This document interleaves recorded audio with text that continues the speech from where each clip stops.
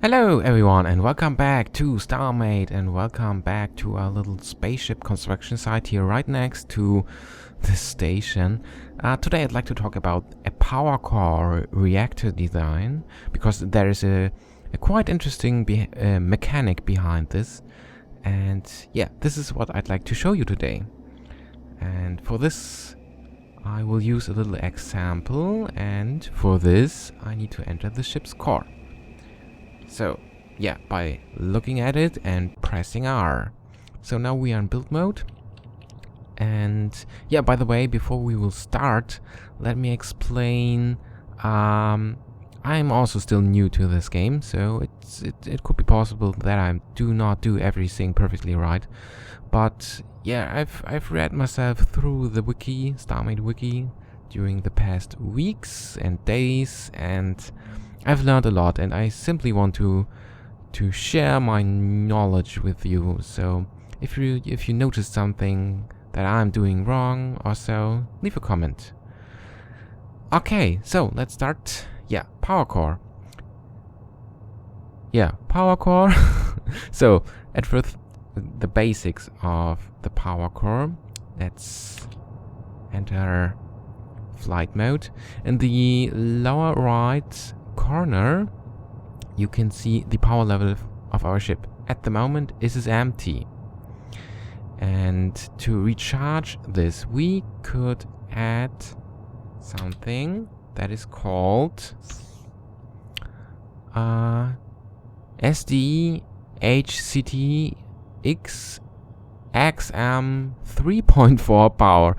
Very complicated name. This is our power core block that provides recharge rate to our ship, and this provides power. So very simple. If we add a single power block, I will call it power block, to our ship, it will recharge our power capacity. As you can see here, it works pretty much like a battery, and when we use a active module, I don't know, like shields or thrusters or weapons, it will consume the power that is stored in our ship or in our battery. Let's use the battery example. So, for example, in the front part here I have a gun, and yeah, wait a second, I need to set the weapons computer. Alright. Yeah, and if I fire the gun, it will consume power from our battery until it is empty. So, what we need now is a higher recharge rate. And for this, I will add additional power blocks. And if I add a power block right next to this one, I automatically created a group. It's important to put it right next to it. If I put another one over here, it's not connected to this group, and this means not so much extra or bonus power, because every time you connect a power block to a group and that expands the group in X, Y or Z direction, it creates bonus power. This is very important to know. So yeah, in our case, if I would add another one over here, it would connect this one to this group. So yeah, basically the amount of power your reactor generates depends on the size, but not only on the amount of blocks, but also on the dimension of your whole power core. Like I said, every time you expand it in X, Y or Z direction, you will generate bonus power or a bonus recharge rate. Let me show you this with the example. Let's say we want to build a reactor like a box. 4 box wide, 4 box deep, blocks, sorry, and 4 blocks, of course, high. Alright, Ooh. Sorry. Okay, when this reactor box is finished, for example right now, it is made out of 32 blocks. And now we have a pretty good recharge rate, and yeah, we can check this. So let's leave the ship by pressing R again, and let's look at one of our power blocks here and press R again. And now you can see this window in the upper right corner popping up, this green one. It shows us the load. This is, yeah, in our battery example, it is the capacity of our battery. And power blocks cannot increase this capacity. For this, we need, where they are. Sorry, I've forgotten the name of these. Here, the power tank. This is, yeah, this will increase the capacity of our battery, but more about that later. And yeah, what was I saying? Alright, R, yes, and the other number is our recharge rate per seconds, units per seconds. And it's okay, but we want to have some more recharge rate. So I'm gonna add another block to this power core layout. So let's enter the ship's core again. And now I will add power block number 33 to this power core. I will add it over here. So what will happen? Let's leave the ship again and let's check the recharge rate. Now we have 2047. Before we had 2022. So we have a slightly better recharge rate because we have a higher amount of power blocks connected to one group. But remember what I said. Let's enter the ship's core again. You generate bonus power every time you expand the group of power blocks in X, Y, or Z direction. I can't say this often enough, sorry. So, if I would remove this one and add it over here, and now, when we check our recharge rate, we have a lot more. We still have 33 blocks, but we have almost more, like 200 units of recharge rate more as before. This is a lot better. And yeah, let's enter the ship's core again. But there are there are some more efficient reactor designs, and one of the very basic reactor designs and very efficient and basic reactor design, sorry, is a line.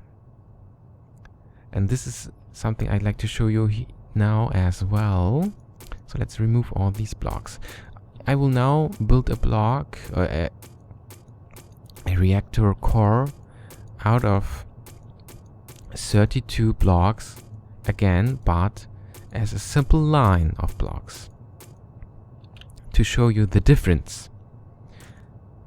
So 2 of these guys, and now let's use the advanced mode. 10. So now we have 12. Where you are? We have 12. Hello? 22. 32. Alright. Looks quite long, but yeah. This line is also made out of 32 blocks like our box. And now let's check the recharge rate. Let's leave the power core, the ship's core. And as you can see, whoa, we have almost a recharge rate of 8,000 units per second. This is quite a lot, and quite a lot more as our box design. So yeah, it's pretty simple. Why this works a lot better as a box, because a line obviously expands every time in a direction when you add a new block. So in our case, we expanded this power core every time in Z direction, as you have seen.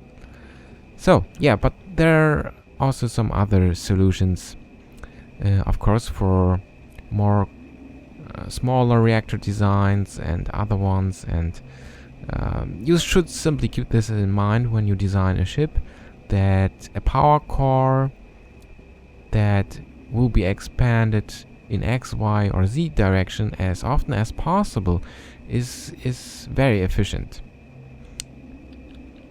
And yeah, I think this is a very important thing to know here in this game. And yeah, this mechanic also leads in a other interesting behavior that I'd like to show you today here as well for my ship design, because I don't want to build a line of power blocks simply from the front to the back of my ship. I don't want this. Here in the front part, later I will add salvage beams. And between each salvage beam I have space left. For example, here and there. And I'd like to fill this space with other blocks. For example, with power blocks.